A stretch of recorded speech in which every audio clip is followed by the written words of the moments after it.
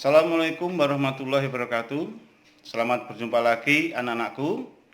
Bersama saya Bapak Sujito, Guru PPKN MTSN 3 Banyuwangi. Bagaimana kabar hari ini?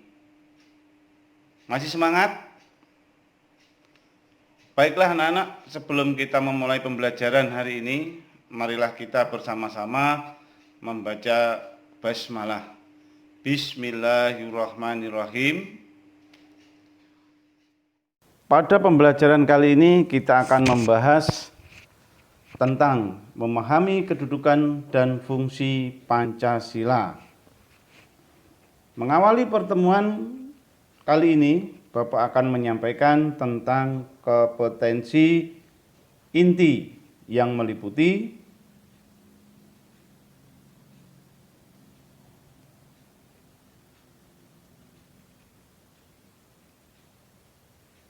selanjutnya kompetensi dasar, antara lain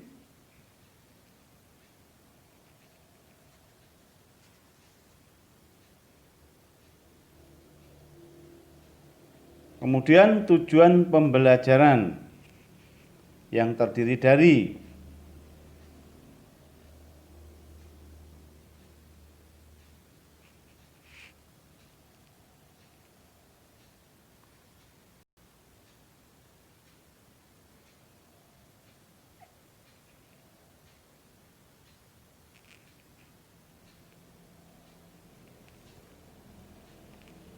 selanjutnya materi inti, yaitu memahami kedudukan dan fungsi Pancasila yang meliputi A. Arti kedudukan dan fungsi Pancasila. B. Makna Pancasila sebagai dasar negara dan pandangan hidup bangsa. C. Menyadari pentingnya kedudukan dan fungsi Pancasila.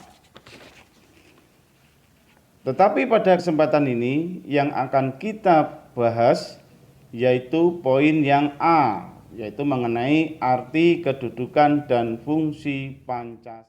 Arti kedudukan dan fungsi Pancasila.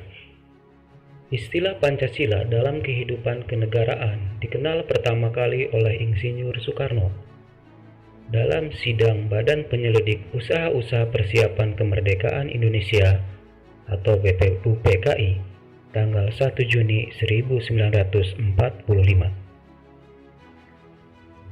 Menurut Insinyur Soekarno, Pancasila adalah isi jiwa bangsa Indonesia yang turun-temurun sekian abad lamanya terpendam bisu oleh kebudayaan Barat.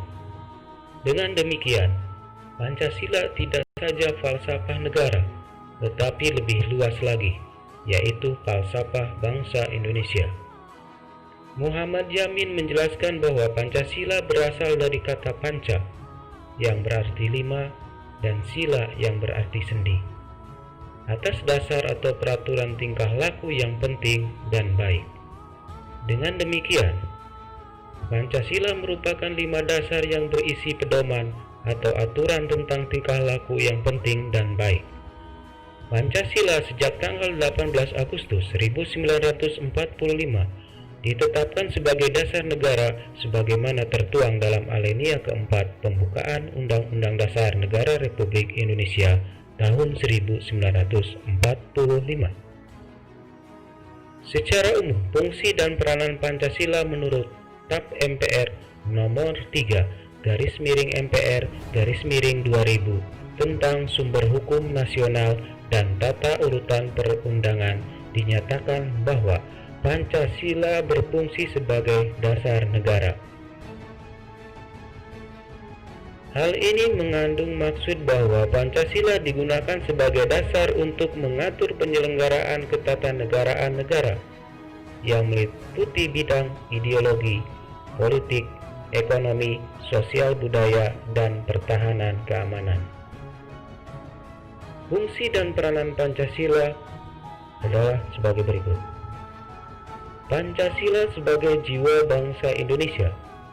Artinya, Pancasila sebagai jiwa bangsa yang berfungsi agar Indonesia tetap hidup dalam jiwa Pancasila. Setiap bangsa dan negara tentu memiliki jiwa. Dalam hal ini, Pancasila menjadi jiwa bangsa Indonesia. Pancasila sendiri telah ada sejak bangsa Indonesia lahir, yaitu sejak proklamasi kemerdekaan. Pancasila sebagai kepribadian bangsa Indonesia. Artinya, Pancasila sebagai pribadi bangsa Indonesia yang memiliki fungsi, yaitu sebagai hal yang memberikan corak khas bangsa Indonesia dan menjadi pembeda yang membedakan bangsa kita dengan bangsa yang lain.